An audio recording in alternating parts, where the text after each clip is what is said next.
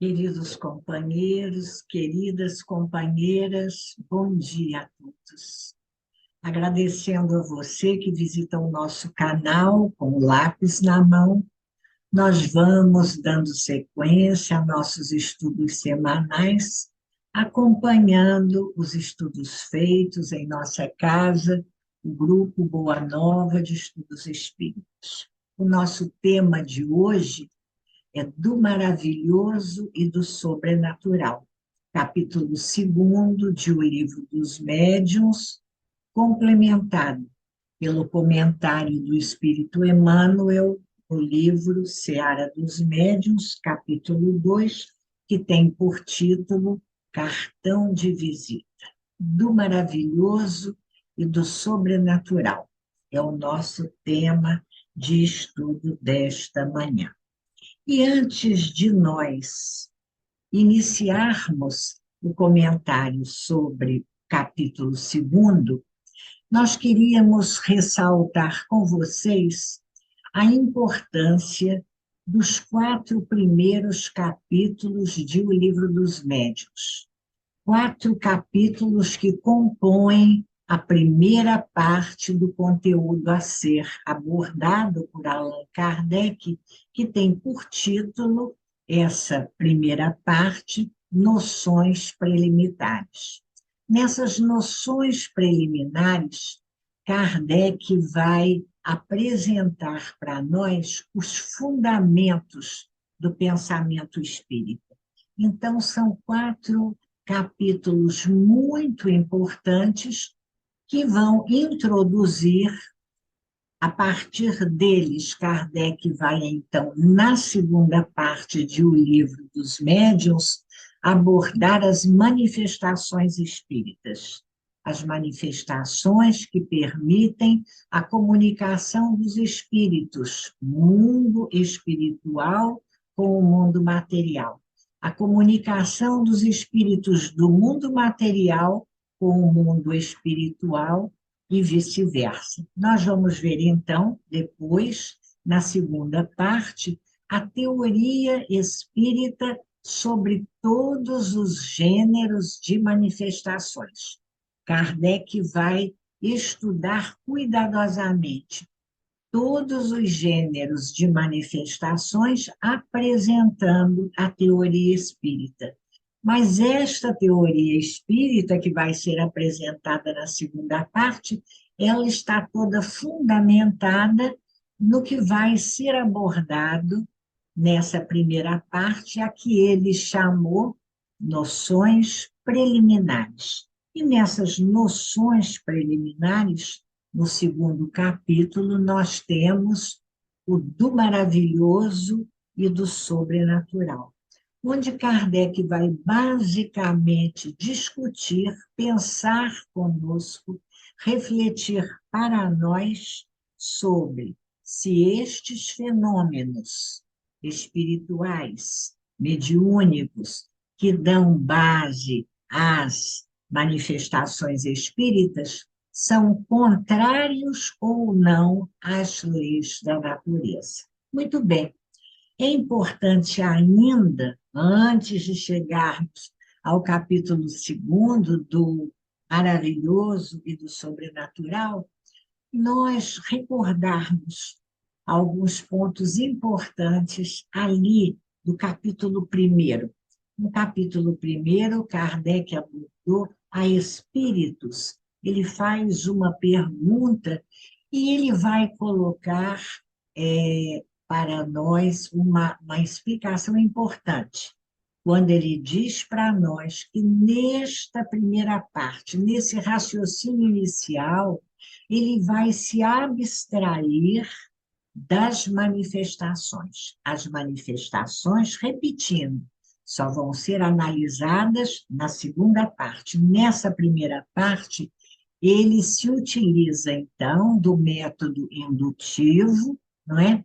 Para uma demonstração positiva da existência da alma e de sua sobrevivência, porque é afirmando esse princípio básico, o princípio básico da sobrevivência da alma, da existência da alma, em primeiro lugar, e a sua sobrevivência. Ela existe e sobrevive à morte do corpo físico, associando este princípio básico, a certeza da existência da alma, a crença em Deus, nós vamos ver que sobre esses dois princípios se estrutura e fundamenta toda a ciência espírita. Então, é interessante, lá no finalzinho do capítulo primeiro, da parte primeira, onde Kardec apresenta os fundamentos, ele vai colocar para nós uma sugestão interessante. Ele coloca 3 perguntas. Credes em Deus? Credes que tem uma alma? Credes na sobrevivência desta alma depois da morte? Olha lá, a crença em Deus e a crença na existência e na sobrevivência da alma. Credes em Deus? Credes que tendes uma alma? Credes na sobrevivência dessa alma depois da morte? E ele diz para nós que, dialogando com alguém que não acredite em um destes 3 pontos básicos, princípios básicos, nós devemos, então, encaminhar a nossa conversa sobre espiritualidade, sobre aquilo que acreditamos, de uma outra maneira, seguindo uma outra ordem de ideias. Porque se a pessoa não acredita em Deus, na existência e na sobrevivência da alma, ela não vai entender e aceitar a ciência espírita. Então, esse fundamento é muito importante para introduzir o diálogo de Kardec com os críticos e opositores da doutrina espírita, que nós vamos encontrar no capítulo 2º, quando ele pretende tratar daquilo que até aquela época era tido como maravilhoso, sobrenatural ou como milagre, alguma coisa determinada por Deus, pelo poder de Deus, contrária às leis da natureza. Então, ele vai exatamente nesse capítulo 2, ele vai dialogar com aqueles que tentam atribuir aos fenômenos que estavam sendo observados naquela época o caráter de sobrenaturais, de milagrosos, atos, como dissemos, do poder divino, contrários às leis comuns da natureza. E ele diz para nós que as pessoas pensam assim, ainda hoje algumas pessoas pensam assim, porque desconhecem a causa dos fenômenos espíritos. Por que nós acreditamos que alguma coisa é sobrenatural? Porque nós não sabemos explicar a causa, a razão em que se fundamenta aquele fenômeno que estamos assistindo. E para que possamos ter elementos, e é muito importante esse cuidado de Kardec, antes dele entrar no diálogo com as ideias apresentadas pelos críticos e pelos opositores, ele vai procurar fundamentar a sua lógica, o seu pensamento racional, não é? E ele diz, então, para nós, logo no item 7, que é o item primeiro desse capítulo 2º, que tudo vai se basear, o ponto de partida para a nossa reflexão precisará ser o pensamento humano, porque é através do pensamento humano, apoiado em leis da natureza, em leis naturais, que essas manifestações vão se regular, não é verdade? Então, ele vai dizer para nós em um parágrafo, no segundo parágrafo desse item 7, ele vai colocar para nós a importância do pensamento, dizendo para nós que o pensamento é um atributo do espírito, se o espírito existe e se ele pensa, não é? Se ele se manifesta, tendo o poder de raciocinar, perguntar, responder, dialogar, é porque ele pensa. E esse pensamento, não é atributo do espírito, é através dele, desse atributo, que o espírito vai atuar sobre a matéria, impressionar os sentidos e assim conseguir transmitir a um outro espírito encarnado os seus pensamentos.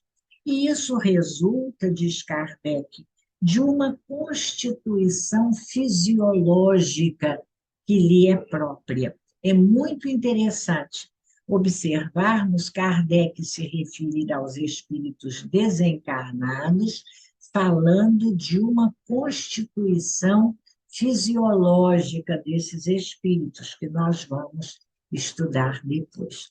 Então, os espíritos desencarnados têm uma constituição, porque eles têm um corpo espiritual, como já vimos no capítulo 1 daqui do Livro dos Médiuns, não é?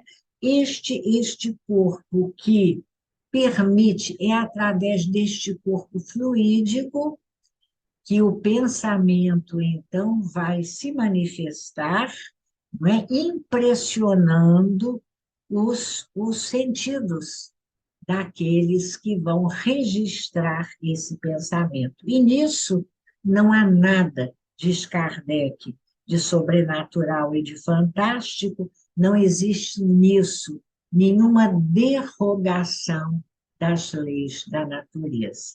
Então, é de uma maneira muito simples, diz ele, que os espíritos conseguem se manifestar como os encarnados, não é? E ele ainda raciocina para nós dizendo assim, olha, a simplicidade e a clareza do pensamento de Kardec. Quando encarnado, o espírito dispõe de recursos para atuar sobre a matéria, não é? Dirigindo-lhe os movimentos. É através do nosso pensamento que vem os comandos para atuar sobre o nosso corpo físico. Então, diz ele, o que impediria este espírito que sobrevive, preexiste anteriormente e sobrevive após a morte do corpo físico, de continuar atuando sobre outro corpo material e exprimindo através desse outro corpo material a semelhança do que fazia com o seu próprio corpo quando encarnado, exprimindo o seu pensamento através dele para ser compreendido. Então, diz ele que admitir a sobrevivência da alma e a possibilidade do espírito gozar da consciência de si mesmo, e isso é muito importante, ele continua gozando da consciência de si mesmo, sem que seja um ser inerte, né, morto, literalmente, a gente vai entender que ele pode expressar o seu pensamento e comunicar-se conosco. E é muito interessante. Ele diz para nós, isso é muito agradável da gente escutar, que não apenas o espírito guarda ainda a consciência de si mesmo e a capacidade de expressar os seus pensamentos, como ele guarda também a possibilidade de expressar os seus sentimentos, garantindo a sobrevivência dos afetos. E ele diz de uma maneira muito bonita, não seria natural assim nós admitirmos que um ser que nos amou durante toda a vida não esteja inibido de continuar nos amando apesar de não estar mais agora aqui, encarnado junto a nós, e de desejar comunicar-se conosco para nos dizer da sobrevivência desse afeto. Então, há espíritos, eles sobrevivem à morte do corpo físico, eles são capazes de atuar sobre um outro corpo físico, como atuavam sobre o seu corpo quando encarnados, através do pensamento, expressando esse pensamento, comunicando-se conosco e expressando além do seu pensamento a sobrevivência dos afetos, dos sentimentos que ele levou desta última etapa de vida vivida na Terra. Kardec apresenta esse argumento e depois, a partir dessa possibilidade do pensamento, ele vai, então, demonstrar para nós que a existência dos espíritos e a possibilidade deles se comunicarem através das manifestações espíritas, nada tem de maravilhoso ou de sobrenatural, sendo contrário às leis da natureza. E ele diz, não é, que aqueles que quiserem discutir essa ideia precisarão também provar que essas manifestações são contrárias às leis da natureza, provar que essas manifestações não poderiam ser mais uma lei da natureza, a possibilidade da comunicação entre o mundo que chamamos espiritual e o mundo espiritual.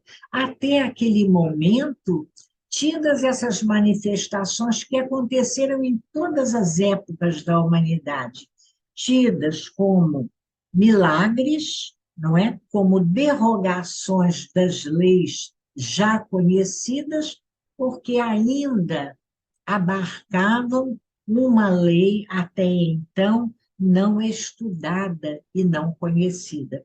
E ele vai, no item 8 desse capítulo, dar um exemplo bastante simples para nós. Quando ele diz, olha, até pouco tempo, naquela época, meados do século XIX, se você dissesse a alguém que você iria transmitir uma ideia através de um telegrama, não é? Se comunicando com alguém a léguas de distância, isso a pessoa diria, só se for um milagre, porque isso não é possível, isso não existe. Isso é a derrogação de uma lei.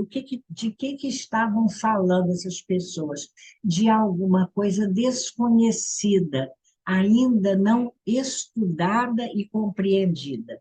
Então, o que Kardec pretende é estudar para que possamos compreender, usando o seu método indutivo, o método de observação, como vimos. Ele observa, ele compara, ele reflete, ele procura perceber em que lei está apoiada aquele fenômeno, aquela manifestação, para concluir, então, e perceber as consequências dessa nova lei, dessa nova ordem de coisas e as suas aplicações à vida, à nossa vida, à vida das criaturas encarnadas. E ele diz assim para nós: por que então não pode haver um fluido até então desconhecido que, em determinadas circunstâncias, tenha a propriedade de contrabalançar o efeito da gravidade? O efeito da gravidade que não permitiria que as mesas voassem, volitassem, se levantassem, ficassem suspensas no solo, do solo. Ele ainda está observando esse fenômeno. Ele vai dizer, então, que seria, recapitulando, importante conhecer a constituição fisiológica das almas, depois de libertas do corpo físico, e vai recordar para nós, né, esse corpo, como dissemos, esse invólucro, vamos chamar assim que é melhor, semimaterial, fluídico e vaporoso, a que ele dá o nome de perispírito, como está explicado em O Livro dos Espíritos. Isso fica provado de observação em observação, e ele vai concluir, e essa é uma parte muito importante, quando ele diz que a, a comprovação da existência desses seres invisíveis e da sua ação sobre a matéria se constitui a chave de todos os fenômenos espirituais, nada mais tendo de maravilhoso nesses fenômenos. E ele, então, retorna para nós essas explicações para poder, como dissemos, introduzir agora o diálogo com os críticos, com aqueles que querem admitir que esses fenômenos são contrários às leis da natureza, daí o seu caráter de milagroso, de sobrenatural, não é verdade? Agora, é importante que Kardec estabelece uma premissa que define bem a personalidade de Kardec, quando ele diz para nós que é uma lógica elementar, não é? Nós entendermos que para discutirmos uma coisa, será sempre preciso conhecê-la, porque a opinião de um crítico só terá valor quando ele fala com perfeito conhecimento de causa. E nós fazemos um parênteses para comentar com vocês como isso é atual, né? Nós vivemos uma época em que se palpita a respeito de tudo, e muitas vezes nós nos atrevemos a opinar sobre fatos, situações, ciências de que temos um conhecimento superficial, não é? Ou muitas vezes nem temos conhecimento, mas mesmo assim achamos que podemos dar a nossa opinião. Kardec diz que quanto a isso, é preferível nem entrar em discussão com esses que são contrários pelo simples fato de serem contrários, sem apresentarem fundamentos lógicos que calcem a sua crítica, fugindo assim de uma imparcialidade e de um juízo reto que tornaria a sua crítica legítima, não é verdade? E ele diz para nós espíritas, que também nós, para aceitarmos o espiritismo entendendo em que ele se fundamenta, para que ele seja efetivamente uma ciência espírita, será preciso observarmos, estudarmos, que isso vai gastar tempo, porque só com tempo e muito estudo se adquire o conhecimento de qualquer ciência, diz Kardec. O Espiritismo entende com as mais graves questões da filosofia, com todos os ramos da ordem social, abrangendo tanto o homem físico quanto o homem moral. E é isso que faz dele uma ciência, uma filosofia que jamais poderiam ser apreendidas em algumas horas, como nenhuma outra ciência poderia ser apreendida em algumas horas. E ele vai, então, já no item 14 desse capítulo segundo, ele vai trazer para nós, deixa eu colocar aqui, para que eu possa ir acompanhando com vocês, ele vai resumir para nós as proposições sobre as quais ele estrutura o seu raciocínio, dizendo, então, reafirmando para nós que todos os fenômenos têm por princípio a existência da alma, a sua sobrevivência e a possibilidade desta alma se manifestar. Que isso se funda numa lei da natureza, que até então os fatos eram tidos como sobrenaturais, porque não se conhecia a causa desses fatos, e no momento em que você entende, percebe e aceita a causa, isso deixa de estar na ordem do maravilhoso e do sobrenatural para se tornar domínio dos fenômenos naturais, não é verdade? E ele vai, então, dizer para nós o que é mais importante, que a explicação desses fatos, dessas manifestações, implica não apenas as suas causas. E aí, olha, com o lápis na mão, nosso canal, o meu não está aqui agora, mas no livro está assinalado. Implica causas e consequências morais, formando uma ciência que reclama estudo sério, perseverante e aprofundado. Estudo sério, perseverante e aprofundado. Todos os fenômenos espíritas exigem esse cuidado, essa observação, porque o que o milagre não explica, diz ele, os fenômenos espíritas explicam racionalissimamente, usa o superlativo para chamar a nossa atenção, não é?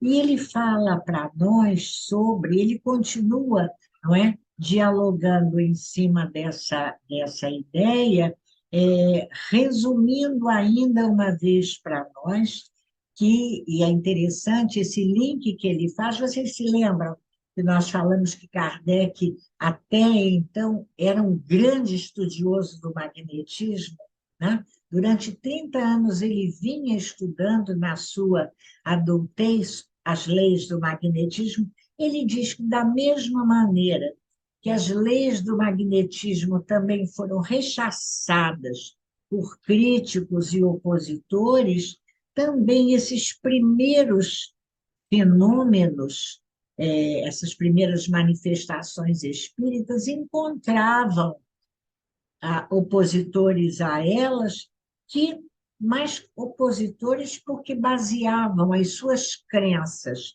em superstições e tinham aqui e ali alguma coisa de verdade sem serem a verdade, não é?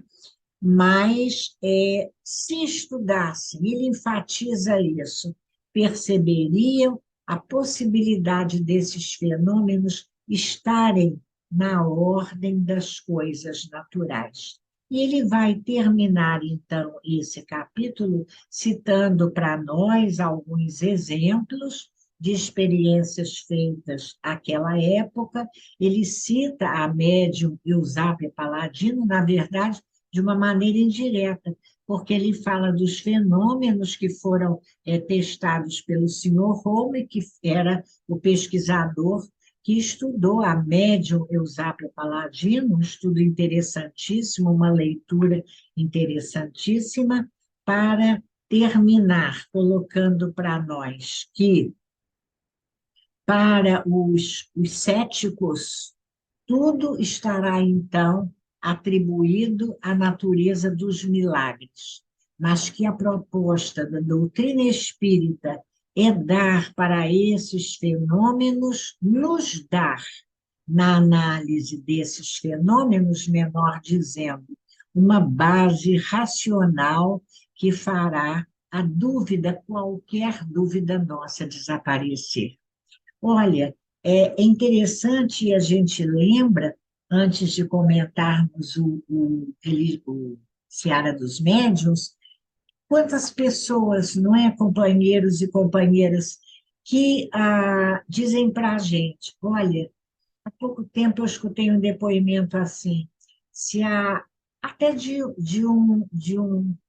uma pessoa realizando a sua primeira palestra espírita na tribuna, o estudo, a sua reflexão, de uma maneira extremamente simpática. E ele dizia: eu fui trazido para o centro pela minha mulher há 12 anos atrás. Se alguém me dissesse que hoje eu estaria aqui falando sobre doutrina espírita, eu dizia, isso é um sonho, só se for um milagre. Ele não usou essa expressão, mas eu estou adaptando, só se for um milagre. Mas o milagre se realizou porque ele, estudando, percebeu a racionalidade da doutrina espírita. Isso é muito bacana da gente pensar. E Emmanuel, então, no livro Seara dos Médiuns, nesse segundo comentário, o Seara dos Médiuns, de uma reunião pública, lá na Comunhão Espírita Cristã de Uberaba, em janeiro de 1960. Imagina, há quanto tempo atrás, não é verdade? Emmanuel vai destacar de todo o capítulo segundo aquele trechinho que nós comentamos, quando no item 7 Kardec fala sobre o pensamento como atributo do espírito. E Emmanuel vai dizer então, e é muito importante, lápis na mão, vamos lá.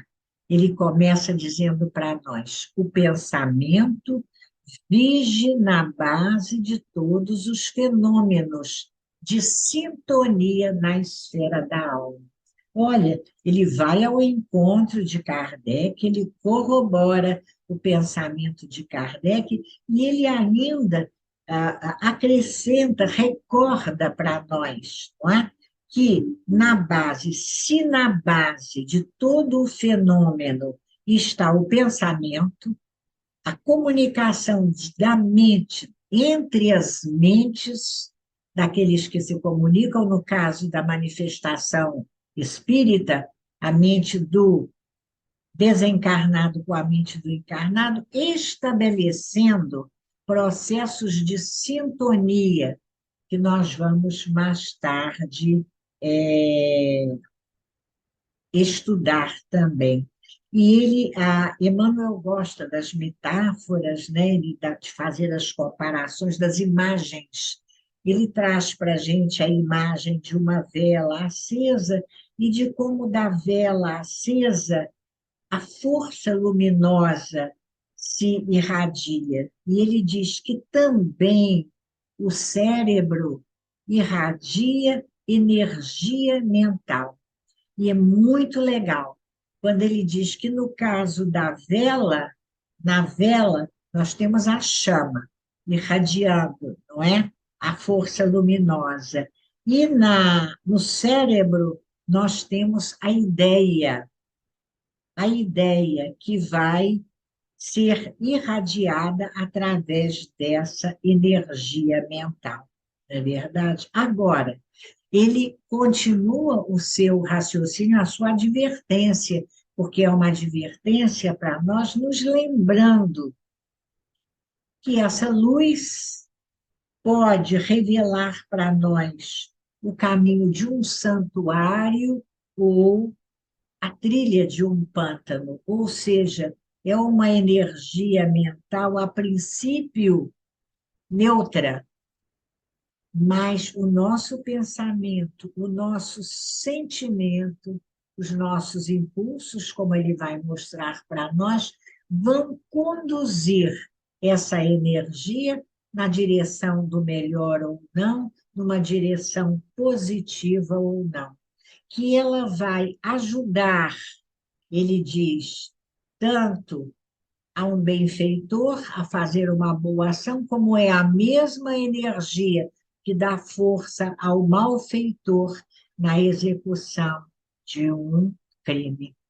E ele diz: verificamos no símile que a energia mental, inelutavelmente ligada à consciência, que a produz consciência, obedece à vontade. Olha os fatores importantes: pensamento, consciência, pensamento, vontade. Compreendendo-se no pensamento a primeira estação de abordagem magnética em nossas relações uns com os outros, seja qual for a mediunidade de alguém, o gênero de manifestação que se dê, é na vida íntima que palpita a condução de todo o recurso psíquico. Então, essa energia mental vai estar impregnada daquilo que nós somos. E ele diz: observa, pois, os próprios impulsos. Desejando, sentes. Sentindo, pensas. Pensando, realizas. Realizando, atrás. Atrás de atrair. E atraindo, refletes. E refletindo, estendes a própria influência, acrescida dos fatores de indução do grupo com as almas com que te afinas. Isso posto para nos dizer que o nosso pensamento é o nosso cartão de visita. Com ele, representamos ao pé dos outros, conforme nossos próprios desejos, harmonia ou perturbação, saúde ou doença, intolerância ou entendimento, a luz dos construtores do bem ou a sombra dos carregadores do mal. Com o nosso pensamento, que é o nosso cartão de visita, nós nos apresentamos. E se para os encarnados nós ainda podemos camuflar os nossos pensamentos, desenhando o nosso cartão de visita através da máscara social, da maneira que melhor nos aprouver, é sempre importante lembrar que para os espíritos desencarnados, essa máscara social, facial, não tem valor algum, porque sendo o pensamento a base de todos os fenômenos, estabelecendo sintonias na esfera das almas, esse processo de sintonia permite que os desencarnados conheçam a fundo a natureza, a qualidade dos nossos pensamentos, reconhecendo-nos exatamente como nós somos. Se queremos dar uma boa impressão a eles. E muito, muito, muito mais do que isso. Se queremos conquistar uma boa impressão de nós mesmos, que sejamos vigilantes com a natureza dos nossos pensamentos, que nós consigamos admitir todo o pensamento menos feliz que tenhamos, e estando com a nossa consciência alerta, no desejo de atendermos às recomendações das leis morais de Deus, nosso Pai, que nós sejamos os nossos primeiros examinadores, cuidando de brecar todo o pensamento menos bom, descaridoso, crítico, onde façamos juízo do próximo, onde menosprezemos aquele que está junto a nós, para corrigindo imediatamente o nosso sentimento possamos corrigir o nosso pensamento, a nossa vibração, irradiando na direção do outro e refletindo em nós mesmos a vibração do melhor. Que Jesus nos abençoe, agradecendo a você a companhia em mais esta reflexão, hoje de O Livro dos Médiuns, no instigante capítulo do maravilhoso e do sobrenatural. Nós queremos desejar a você, no dia de hoje, um dia de muita paz. Paz para você, para sua casa, para sua família, paz em sua vida. E até a próxima semana, se Deus quiser.